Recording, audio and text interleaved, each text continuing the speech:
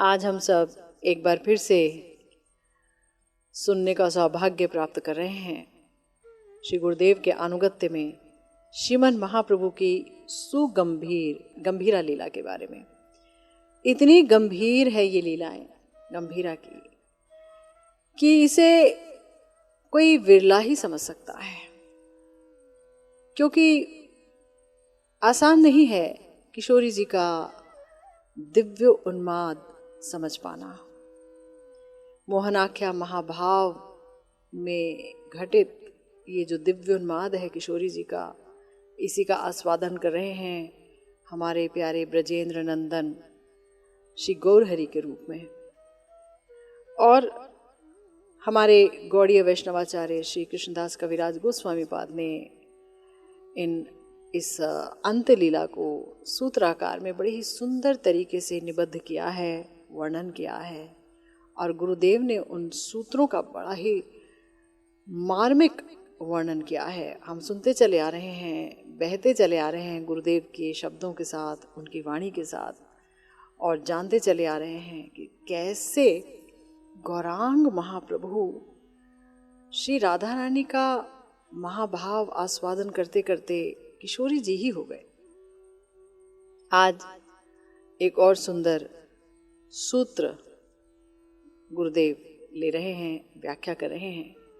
चटक पर्वत देखी गोवर्धन भ्रमे, धाइयो चले आर्द नादे कोरिया क्रंदने।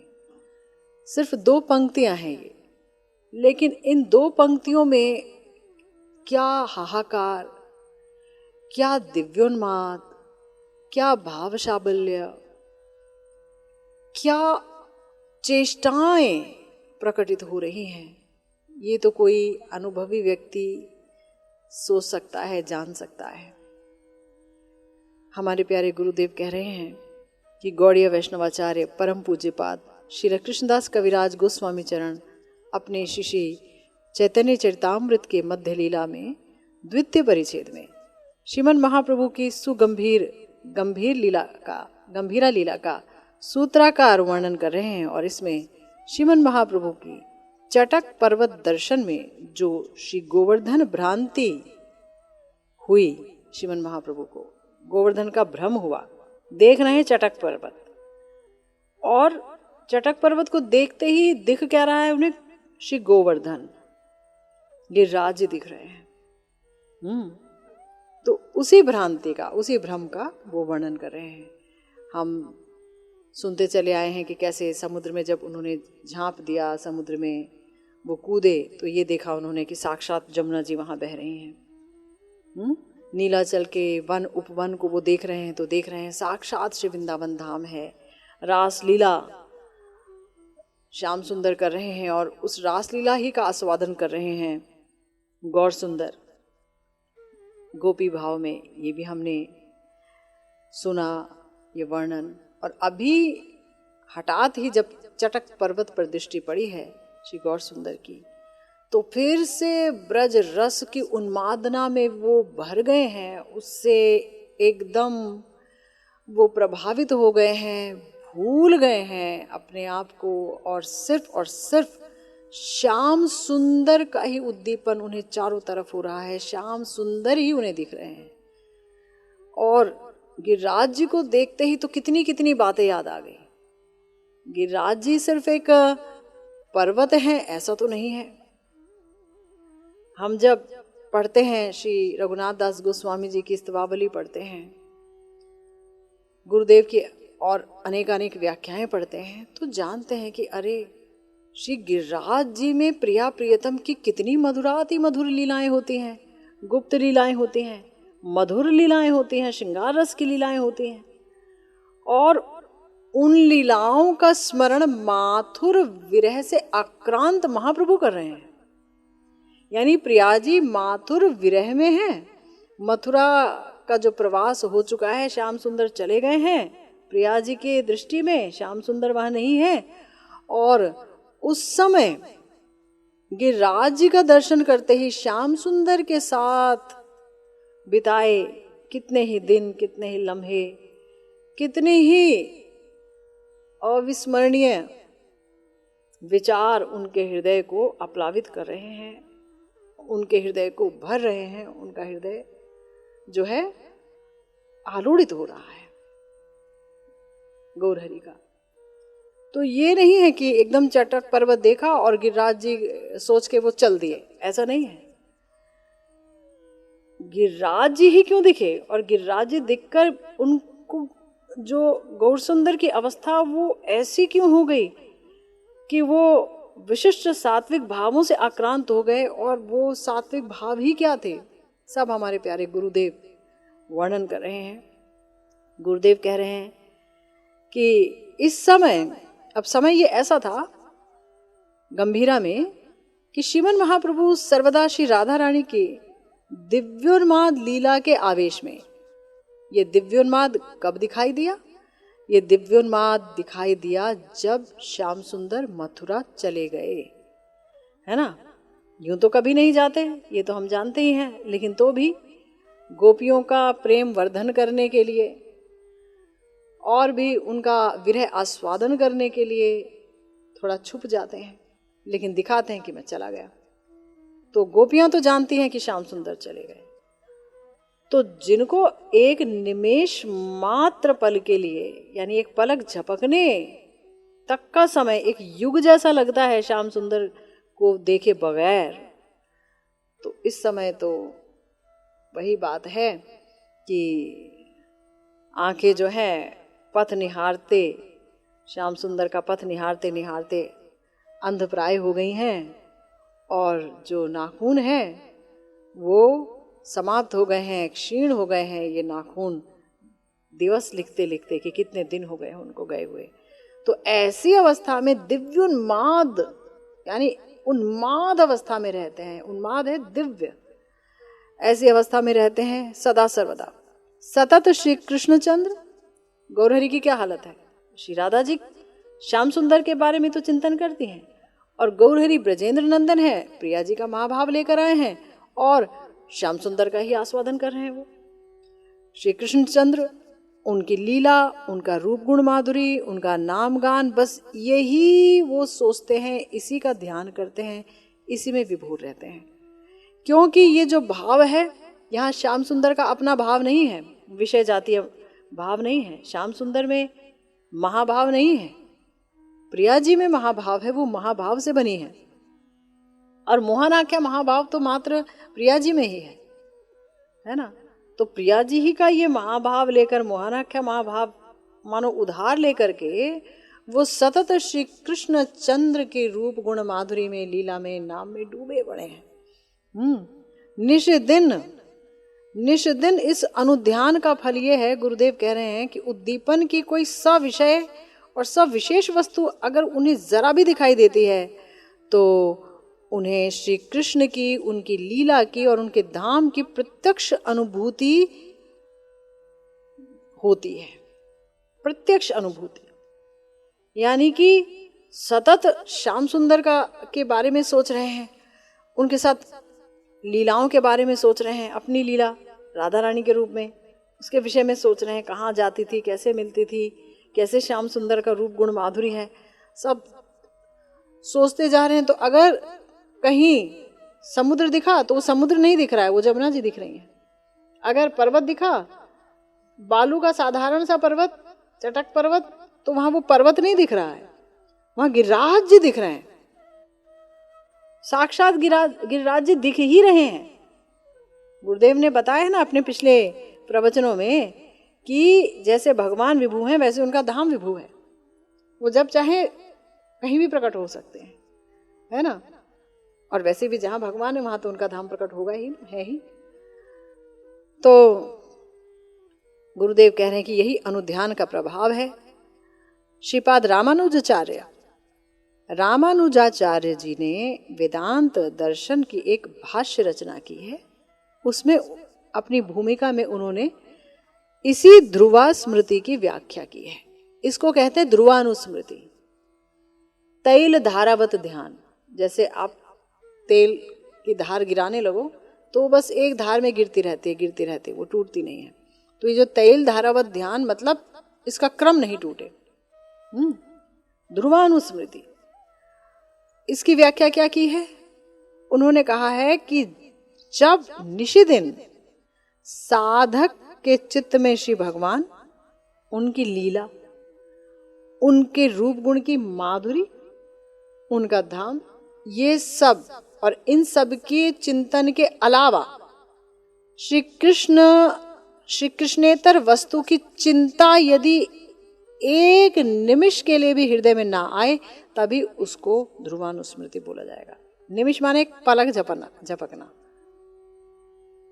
ध्रुवानुस्मृति उसे बोला जाएगा कि जब चिंतन आ रहा है श्याम सुंदर का, उनके रूप की, उनके गुण की, उनकी माधुरी की, उनके नाम की, और उस समय सिर्फ उन्हीं का चिंतन हो और एक पलक झपकने की देरी तक भी कोई अन्य विचार ना आ जाए हृदय में।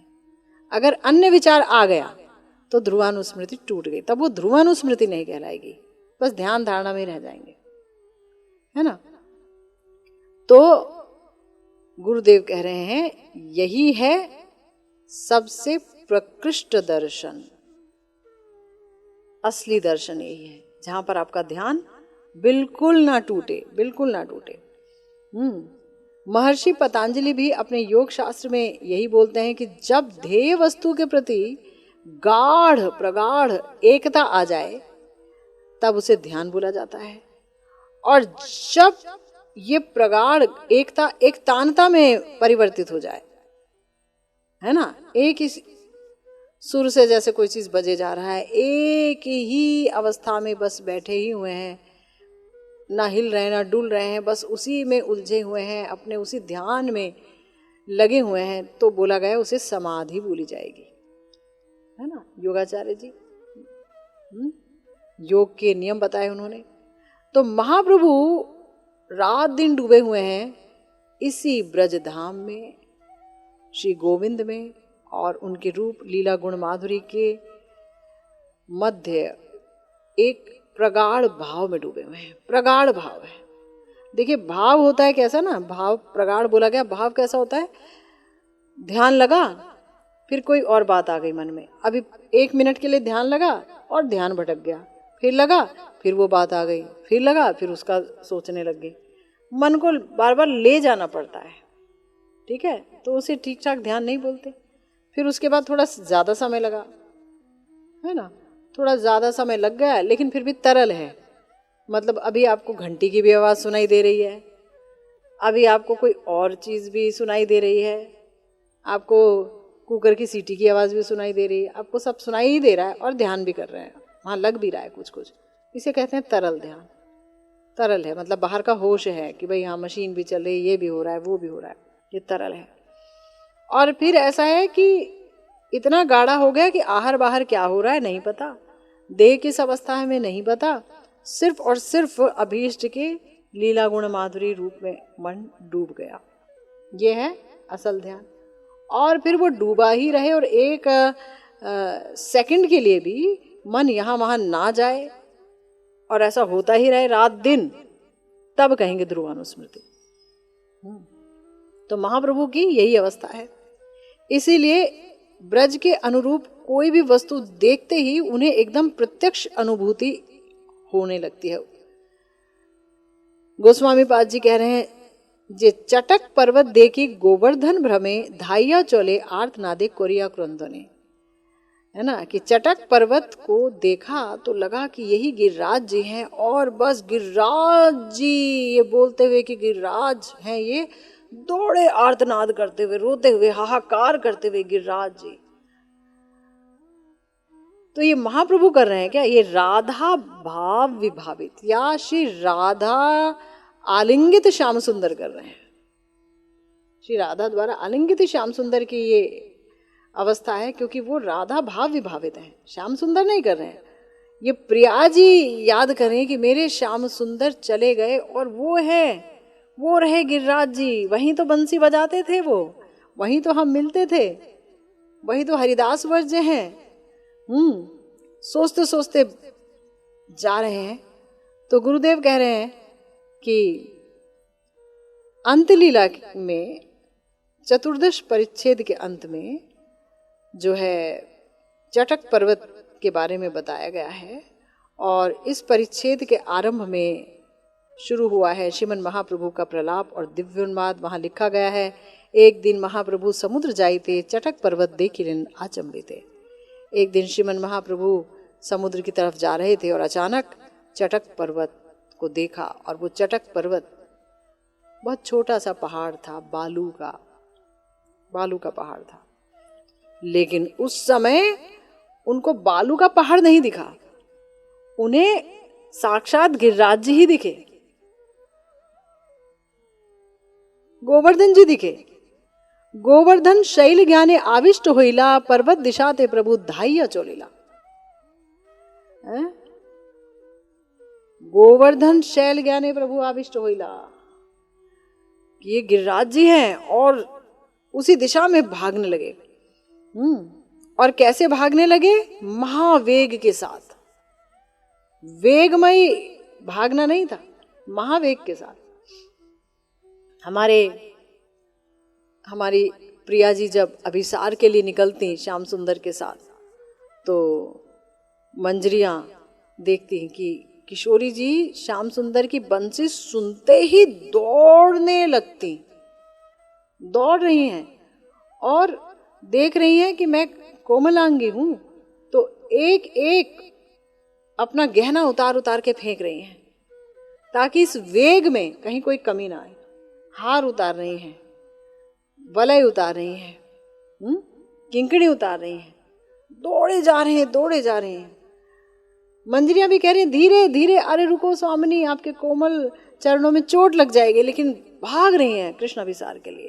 तो उसी गिरिराज जी पर ही तो मुरली बजाते हैं श्याम सुंदर, वहीं तो मिलन होता है, मिलन माधुरी घटित होती है। तो गिरिराज जी का तो बहुत बड़ा महत्व है, बहुत बहुत बहुत बड़ा महत्व है प्रिया प्रियतम के लिए। उस गिरिराज जी की तलहटी पे रास होता है, गिरिराज जी की तलहटी पे राधा कुंड है, श्याम कुंड है, तो कितना महत्व है। दौड़े चले जा रहे हैं। और फिर गुरुदेव कह रहे हैं कि किस तरह से जा रहे हैं।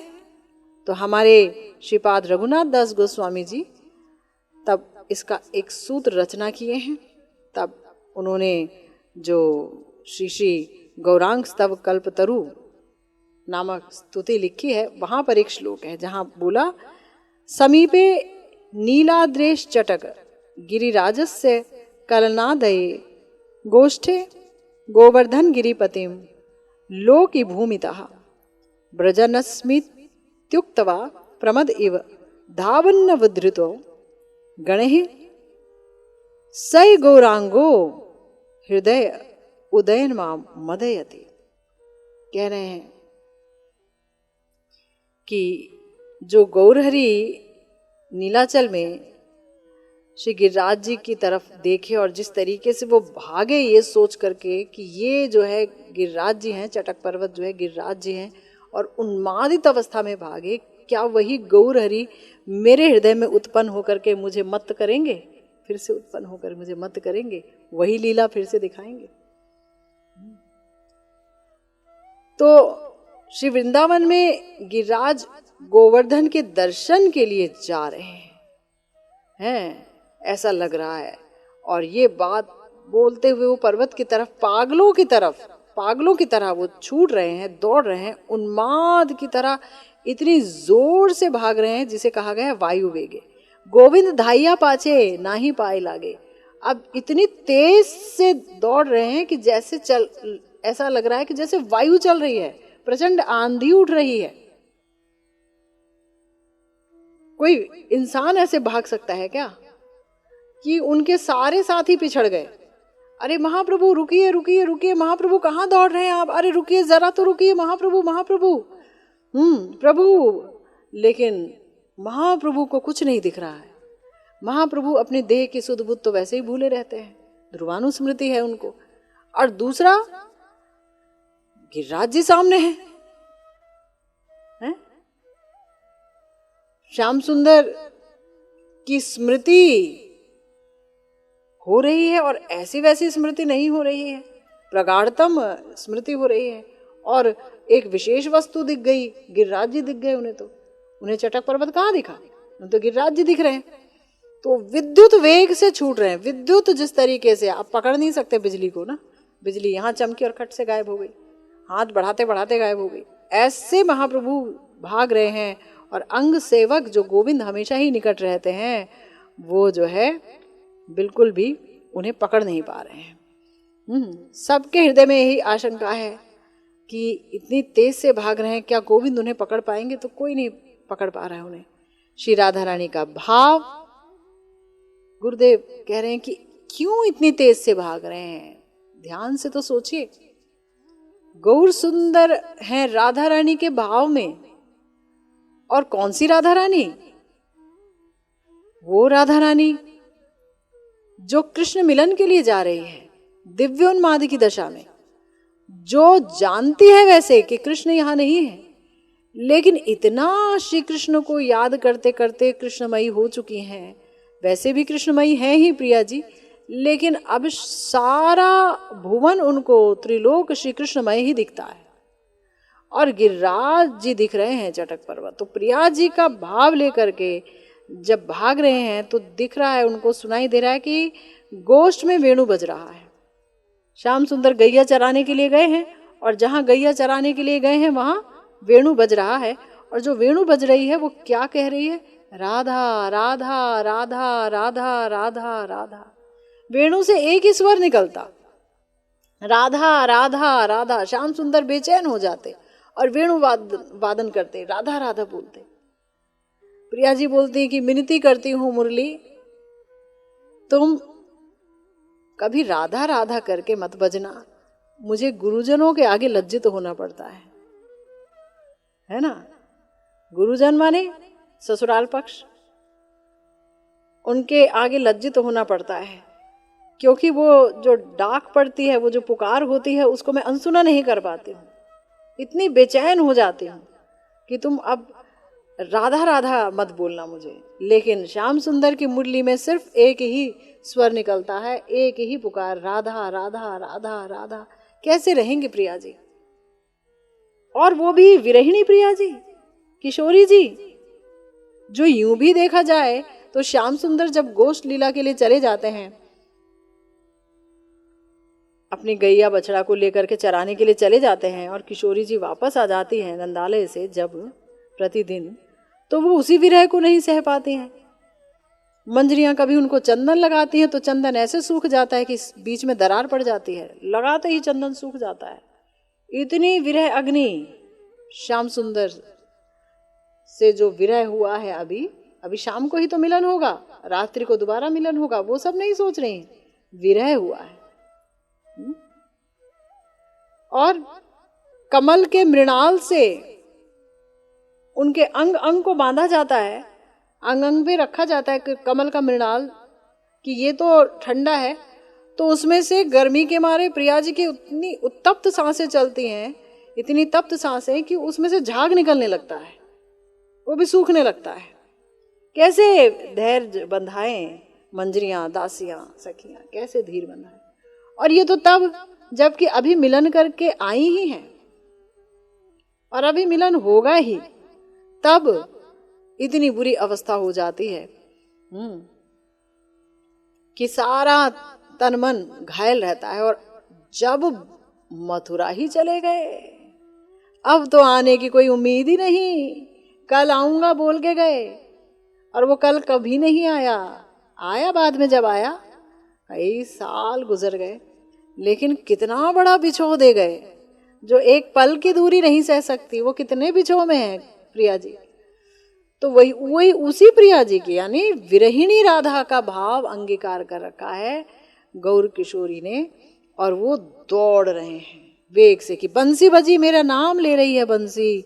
और राधा रानी वेणुनाद के आकर्षण में विद्युत वेग से दौड़ रही हैं अभिसार के लिए, नाम ले रही है। श्याम सुंदर दुखी हैं, श्याम को सुख देना है, श्याम के सुख में पगलिनी, श्याम को सुख देने के लिए उत्कंठिता राधा भागे जा रही हैं, दौड़े जा रहे हैं अभिसार के लिए विद्युत वेग से। खुद को भूली हुई हैं, पाँव में कांटा लगेगा, कंकड़ लगेंगे, कुछ नहीं समझ आ रहा। गुरुजन क्या कहेंगे, कौन देख रहा है कौन नहीं देख रहा है, कुछ समझ नहीं आ रहा। कौन साथ आया कौन छूट गया, कुछ समझ नहीं आ रहा। बस दौड़े चले जा रही हैं। श्याम सुंदर को सुख देने की आकांक्षा से एकदम अधीर है। श्याम को सुखी करना है। श्याम को सुख देने का नाम ही प्रेम है ना। श्याम को सुख दूं, यही तो प्रेम है। खुद को श्याम से सुखी करूं, श्याम मुझे सुखी करें, ये तो प्रेम नहीं है, यही काम है। तो भागे जा रही हैं और तब सखी मंजरियां भी पीछे पीछे दौड़ रही हैं और कह रही हैं दड़ाओ दड़ाओ, अरे रुको रुको। लेकिन पास जाने का कोई उपाय नहीं, क्योंकि प्रिया जी अधीर हैं, वो भाग रही हैं, उनका नाम पुकारा जा रहा है। और मंजरियां दौड़ करके जैसे मानो प्रिया जी को पकड़ लेना चाहती हैं कि इतनी कोमल हैं कहीं गिर ना जाएं, इतने सुंदर तरीके से अभी तो साज सज्जा करी हमने, अगर गिर गई तो कपड़े ही खराब हो जाएंगे, कीचड़ लग जाएगा कपड़ों में, तब श्याम सुंदर की कैसे सेवा कर पाएंगी, चोट लग जाएगी तो श्याम सुंदर की कैसे सेवा कर पाएंगी। वो डरी हुई हैं, लेकिन बेतहाशा भागे जा रहे हैं गौर सुंदर प्रिया जी के भाव को लेकर के कि रुको श्याम सुंदर मैं आई, और दौड़े चले जा रहे हैं। अब प्रभु की उस वेगवान गति को देखकर गोविंद चिल्ला रहे हैं। क्या चिल्ला रहे हैं? सबको बुला रहे हैं, अरे जल्दी आओ जल्दी आओ, क्योंकि ऐसा भागते हुए तो उन्होंने कभी महाप्रभु को देखा ही नहीं। इतनी गति से, वायु के वेग से महाप्रभु भाग सकते हैं। धीर गंभीर रहने वाले श्री चैतन्य महाप्रभु ऐसे भागेंगे? तो घबरा गए गोविंद जी और पुकारने लगे, अरे जल्दी आओ, कहाँ हो सब लोग, आओ आओ आओ। जिन्होंने सुना वो भी चिल्ला रहे हैं। और जो जहां जहां जिस रूप में थे वो सब दौड़े चले आए। गोस्वामी पाद हमारे लिख रहे हैं, स्वरूप जगदानंद पंडित गदाधर, रामाई नंदाई नीलाई पंडित शंकर, पूरी भारती गोसाई आइला सिंधु तीरे, भगवान आचार्य खंज चोलीला धीरे धीरे। जो जिस अवस्था में है सब जा रहे हैं, जो चल नहीं पा रहे हैं वो भी आशंका पूर्वक लंगड़ाते लंगड़ाते चले ही जा रहे हैं कि हम जो है महाप्रभु को रोक लें। ऐसे जो वो दौड़े चले जा रहे हैं, ना जाने क्या होगा। तो वर्णन आता है, प्रथमे चोलीला प्रभु जैनो वायु गति, दौड़ रहे हैं वायु गति से, मेरा नाम पुकार रहे हैं श्याम सुंदर बंसी के माध्यम से। और स्तंभ भाव पथे हुईलो चलिते नाही शक्ति, रास्ते में ही स्तंभ भाव आ गया। अष्ट सात्विक विकारों में एक भाव है जड़ता, स्तंभ हो जाना, स्तब्ध हो जाना। हाथ पैर हिल नहीं रहे हैं, चरण आगे बढ़ नहीं रहे हैं, चरण वहीं के वहीं जम गए, चलने की शक्ति खो गई, एकदम ऐसा भाव आ गया। स्तंभ भाव आ गया, अब जाने का उपाय नहीं। केवल स्तंभ भाव आया यही नहीं, ये जो मोहनाख्य महाभाव है, इसमें एक विशेष बात ये होती है कि समस्त सात्विक भाव एक साथ उदित होते हैं, और वो भी सुदीप्त अवस्था के सात्विक भाव उदित होते हैं। सुदीप्त है ना। एक तो होता है जो धूम्र अवस्था का हो, थोड़े बहुत सात्विक भाव हल्का फुल्का किसी में उठा है। फिर एक जो है दीप्त होता है, ज्वलित होता है, दीप्त होता है, उद्दीप्त होता है, और फिर सुदीप्त। सुदीप्त सिर्फ मोहनाख्य महाभाव में होता है, प्रिया जी में ही होता है। तो सुदीप्त महाभाव, सुदीप्त सात्विक विकार जो है उठ गए गौर सुंदर के तन पर। हमारे श्री कविराज गोस्वामी पाद कहते हैं, प्रति रोमकूपे मास व्रणेरो आकार। प्रत्येक रोमकूप में, प्रत्येक रोमकूप है ना, ये रोम एक एक बाल जहाँ है उसे ऐसे खींचिए तो वो रोमकूप दिखेगा, वहाँ एक गड्ढा है, उसमें से एक बाल निकल रहा है। वो जो गड्ढा है वो एक एक फोड़े जैसा हो गया, मोटा मोटा बड़ा बड़ा है। और तार ऊपर रोमोद्गम कदम्ब प्रकार। अब वो गड्ढा हो गया तो रोम भी उठे, तो रोम ऐसे नहीं उठे, हल्के फुल्के रोम उठ जाते हैं, पुलक जिसे कहते हैं। लेकिन जैसे कदम्ब का फूल होता है तो कैसे उसमें से कांटा टाइप का निकला रहता है, ऐसे लंबा लंबा लंबा सख्त, वैसे थोड़ा सा उठ रहा है और उसके ऊपर ऐसे ऐसे करके कदम्ब की तरह लग रहा है, जैसे कदम्ब से ही छा गए हैं श्रीमन महाप्रभु। कदम्ब ही कदम्ब जो है पुलक के रूप में आच्छादित कर दिया है श्रीमन महाप्रभु के श्री विग्रह को। प्रति रोम में प्रस्वेद पड़े रुधिर और धार, और प्रत्येक रोम से जो पसीना निकल रहा है वो कैसे निकल रहा है, जैसे कि रक्त की धारा बह रही है। पसीने के साथ रक्त की धारा बह रही है। एक दफा हमने श्री गुरुदेव के श्री मुख से सुना कि भाई जो रुधिर है, जो रक्त है, जो खून है, वो तो शिराओं से बहता है और रोमकूप से तो पसीना बहता है।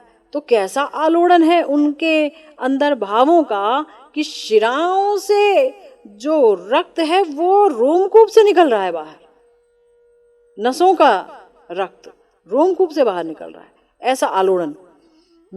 और कंठ घर घर ना ही वर्णेर उच्चार, और कंठ सिर्फ घर घर घर घर बोल नहीं पा रहे हैं श्रीमन महाप्रभु।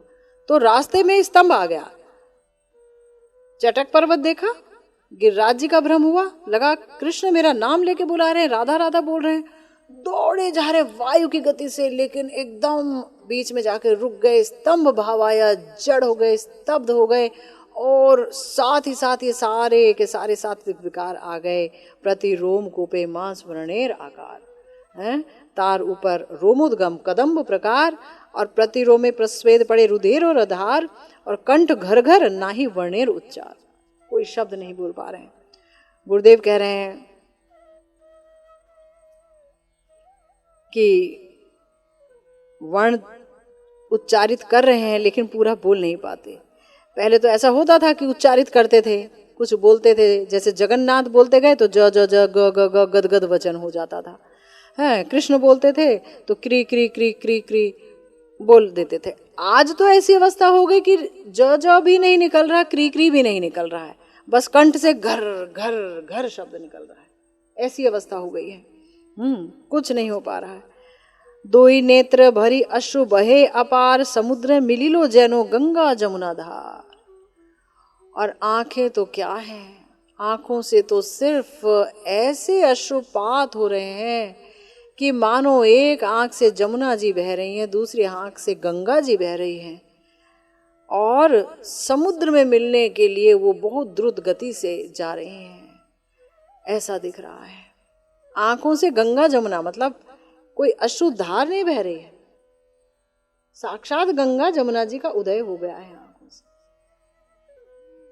हाँ, गुरुदेव कह रहे हैं क्या आश्चर्य की बात है, किसी साधारण व्यक्ति का विश्वास होगा क्या ये सब सुन करके?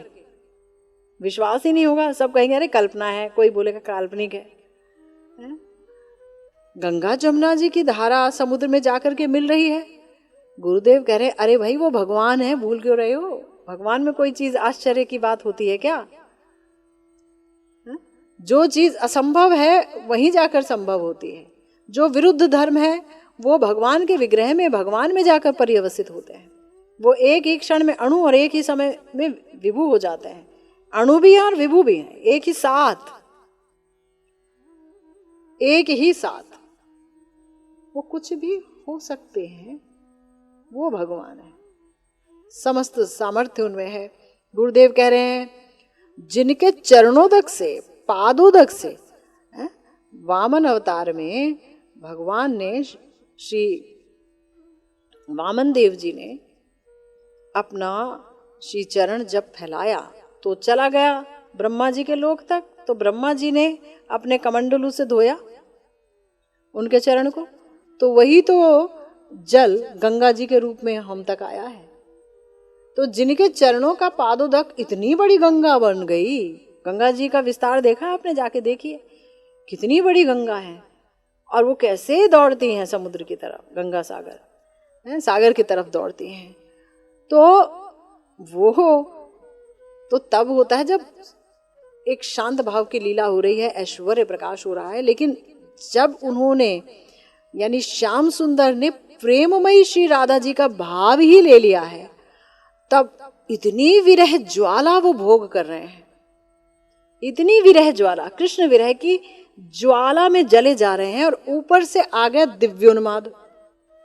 कृष्ण विरह की ज्वाला और ऊपर से दिव्य उन्माद।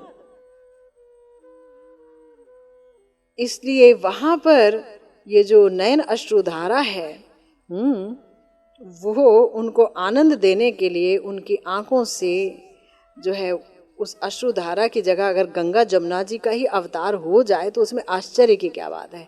भगवत विग्रह में कुछ भी आश्चर्य नहीं हो सकता, कुछ भी प्रकट हो सकता है। गुरुदेव अब यहाँ पर अपना एक अनुभव बता रहे हैं कि उनके गुरुजी के साथ एक घटना हुई। एक बार श्री श्री गुरु महाराज के निकट एक भक्त दर्शन के लिए आए, है ना, हमारे परम गुरुदेव के पास। और वो भक्त हमारे जो परम गुरुदेव हैं उनके द्वारा अंकित रथाग्रे नर्तन चित्र, यानी रथ के आगे श्रीमन महाप्रभु नाच रहे हैं और उनकी आंखों से पिचकारी की तरह धारा पड़ रही है और सारे के सारे जितने भी दर्शक हैं वो भीग रहे हैं। ठीक है, ऐसा एक चित्र अंकित किया था हमारे परम गुरुदेव ने। तो हमारे प्यारे गुरुदेव कह रहे हैं कि मेरे गुरुदेव ने जब ये चित्र अंकित किया कि फव्वारा की तरह जल पड़ रहा है, वो देखकर उन्होंने बोले, महाराज जी नयन से ऐसे अश्रु भला कैसे हो सकते हैं पैदा? नयन से तो ऐसे अश्रु कभी होते ही नहीं है, आपने क्या बना दिया? श्री गुरुदेव ने कहा, देखो भाई, मैंने तो अपनी कल्पना से नहीं बनाया। रथाग्रे नर्तन, इस बारे में तो कविराज गोस्वामी जी ने खुद लिखा है। पिचकारी धारा जैनो अश्रु नयने चार दिकेर लोक सब करे सिनाने, कि पिचकारी की तरह अश्रु नयन से पड़ रहे हैं और चारों तरफ लोग उसी पिचकारी की अश्रु धारा में स्नान कर रहे हैं। ऐसे गौर सुंदर की आंखों से पिचकारी की तरह जल पड़ता। तो ये बात तो लिखी है, और गोस्वामी पाद की जो बात है ये कल्पना से तो पैदा नहीं हुई है, क्योंकि उन्होंने रघुनाथ दास गोस्वामी जी के श्रीमुख से सुनी है। और श्री रघुनाथ दास गोस्वामी जी तो 16 वर्षों तक श्रीमन महाप्रभु के साथ रहे, उन्होंने तो अपनी आंखों से ये सब कुछ देखा है। तो ये उनका प्रत्यक्ष दर्शन है, इसलिए इस विषय में किसी संदेह की कोई गुंजाइश नहीं है। तो जो भक्त है, जब उसने ये बात सुनी तो कुछ बोला नहीं, बाद में अपने घर पे आ गया, पर वो सोचता रहा सारी बात, क्या बोला गुरुजी ने, कैसे संभव हो सकता है। एक दिन सुबह सुबह स्वप्न देखा उसने कि एक मंदिर में वो गया है श्री विग्रह के दर्शन के लिए। पहले देखा उसने श्री बुद्ध देव जी की मूर्ति, फिर 1 मिनट के बाद देखा उसी सिंहासन पर श्री राधा कृष्ण खड़े हुए हैं। फिर थोड़ी देर बाद देखा श्रीमन महाप्रभु, और वो भी सन्यास वेश में। और उन्होंने क्या किया, वो इस तरीके से बैठे हैं कि अपने घुटने के ऊपर चरण रखा हुआ है, 2 हाथ सामने हैं और ऐसे करके बैठे हुए हैं। और उनका देह ऐसा लग रहा है जैसे एक प्रकांड पर्वत, खूब बड़ा पर्वत है, और पहाड़ से जैसे जल का झरना बहता है, ऐसे ही उनकी 2 आंखों से झरने का जल गिर रहा है। 2 आंखों से आंसू ऐसे बह रहे जैसे झरना। अब उन्होंने देखा सपने में, और सिर्फ देखा ही नहीं, उन्होंने झरने की कलकल आवाज भी सुनी। झरना गिर रहा है, उसकी कलकल आवाज भी सुन रहे हैं। अब तो दौड़े दौड़े चले आए श्री गुरु महाराज जी के पास और आकर बोले कि आपके इस चित्र के विषय में मैंने जब चिंतन किया तो मुझे ये स्वप्न दिखा। गुरुदेव ने कहा, आप बड़े भाग्यवान हैं, श्रीमन महाप्रभु ने प्रमाणित कर दिया। मैंने तो जो बोला था वो तो अतीन्द्रिय है, अलौकिक है, और जो अलौकिक वस्तु है उसमें तर्क का कोई अवकाश नहीं, वहां आप तर्क नहीं कर सकते अलौकिक वस्तु में। इसलिए समुद्रे मिलिलो जैनो गंगा जमुना धार, दोनों ही दिखता था। वैवर्ण्य शंख प्राय श्वेत होइलो अंग, तबे कंप उठे जैनो समुद्र तरंग। कांपिते कांपिते प्रभु भूमिते पड़िला, तबे तो गोविंद प्रभु निकटे आइला। रास्ते में ही स्तंभ भाव आ गया। स्तंभ भाव में जो है ये सारी दशाएं हुई, कैसे कैसे रोमकूप जो है वहां पर व्रण हो गया, फोड़ा जैसा हो गया, कदम्ब ही कदम्ब जैसे पुष्पित हो गए उनके श्री विग्रह पर, और कैसे आंसू जो है वो गंगा जमुना की धार की तरह बहने लगी, कैसे मुख से सिर्फ घर घर की आवाज़ सुनाई देने लगी, कैसे जो है पसीने के साथ साथ रक्त भी बहने लगा, एक साथ सब हो रहा है एक साथ। और मुख कैसा हो गया, कैसे है गौर सुंदर, हिमांग एकदम हेमवर्ण, पिघला सोना, तप्त कांचन। गौर हरि ने किशोरी जी का वर्ण लिया हुआ है, ऐसा उनका सुंदर रंग है, लेकिन हो गया एकदम शंख के जैसा सफेद। और शरीर कैसे कांप रहा है, जैसे समुद्र की तरंग उठ रही हो। तबे कंप उठे जैनु समुद्र तरंग, कांप रहा है शरीर, स्तब्ध है, खड़ा है, लेकिन कंप उठ रहा है घर घर। और इतना कंप उठा जैसे समुद्र की तरंग, कि कांपते कांपते महाप्रभु भूमि पर गिर गए। तब गोविंद प्रभु के निकट आए। यह है वह वर्ण, गुरुदेव कह रहे हैं कि कांप ही नहीं उठा, कंप उठा और साथ में मूर्छित हो गए। ये अष्ट सात्विक सर्वाधिक आज दिखे हैं, सर्वाधिक रूप में दिखे हैं, पराकाष्ठा प्राप्त की है इन अष्ट सात्विक विकारों ने श्रीमन महाप्रभु के तन पर। और जब वो दौड़ रहे हैं तो एक श्लोक पढ़ते पढ़ते भाग रहे हैं। कौन सा श्लोक है? श्रीमद् भागवतम के 10वें स्कंद में श्लोक है। ये 21वां अध्याय है और 18वां श्लोक है। हंताय मद्रीर बला हरिदास वर्यो यद्राम कृष्ण चरण स्पर्श प्रमोदः मानम तनोति सह गोगण योस्तयोर्यत् पानीय सूय बस कंदर कंद मूले। श्रीमद् भागवतम के 10वें स्कंद के 21 अध्याय में गोपिकाओं का जो पूर्व राग वर्णित है, वहां पर श्री दास गोस्वामी पाद जी बता रहे हैं कि श्री राधा रानी के श्री मुख से एक श्लोक प्रकट हुआ है।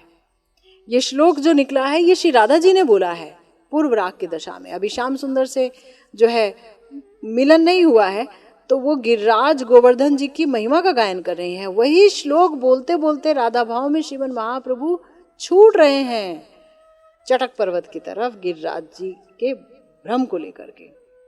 गुरुदेव कहते हैं कि भ्रम नहीं है, साक्षात वहां प्रकट ही हो गए हैं उनके लिए।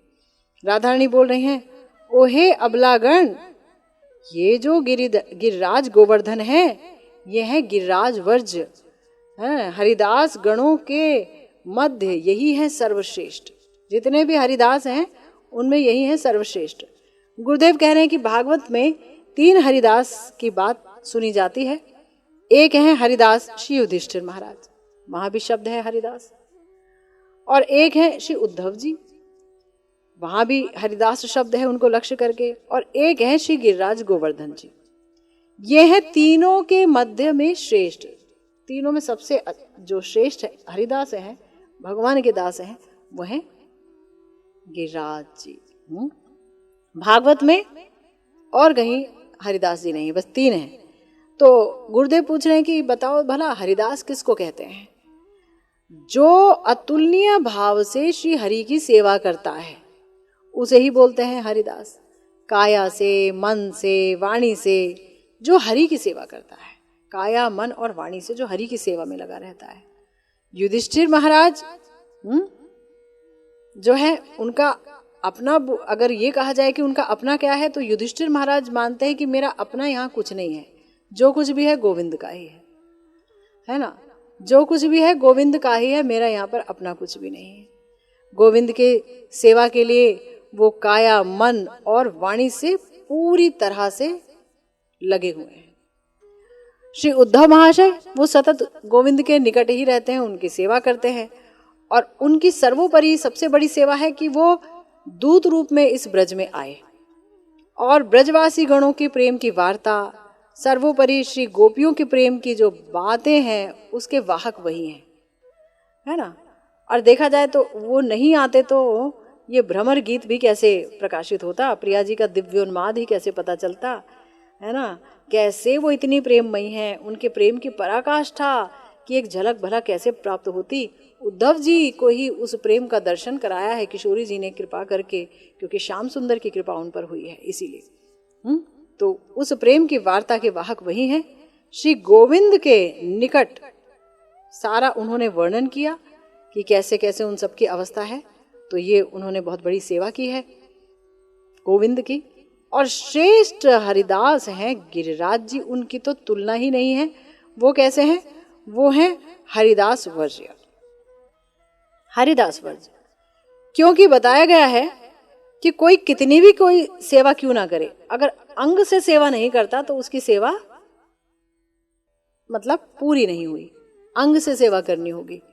तो गिरिराज जी ने अपने अंग से सेवा की है, इन्हीं के अंग के ऊपर ही श्री राधा गोविंद की सेवा चल रही है।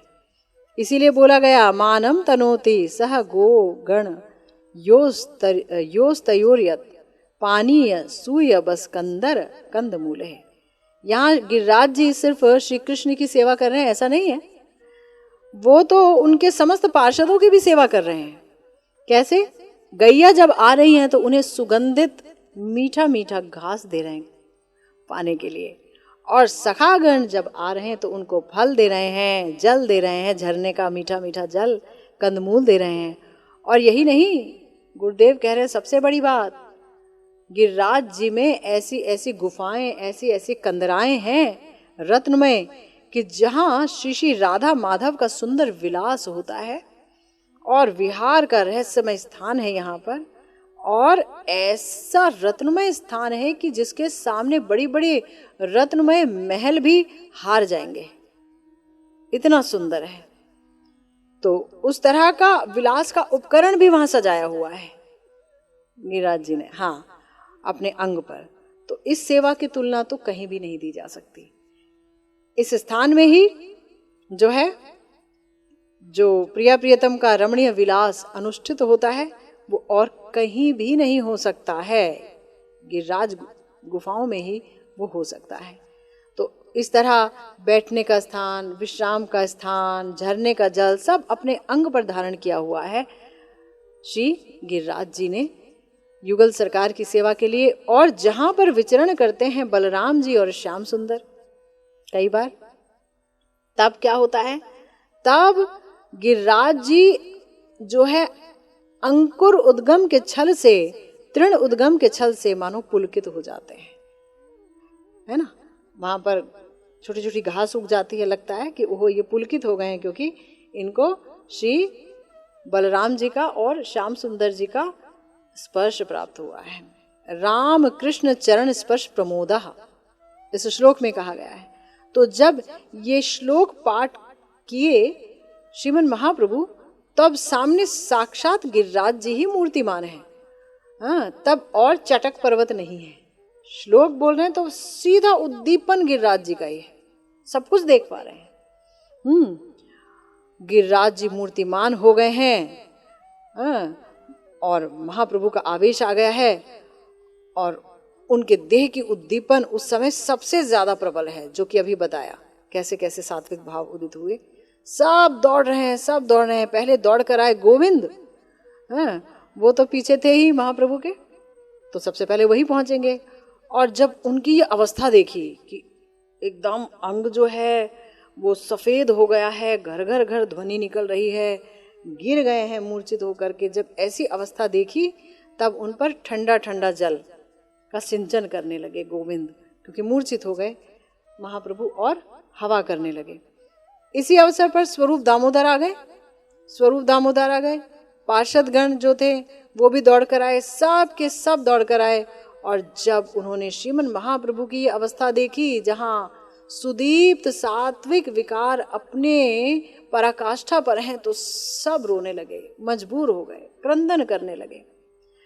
स्वरूप आदि गण तहां आसिया में लीला, प्रभुर अवस्था देखी कांदिते लागेला।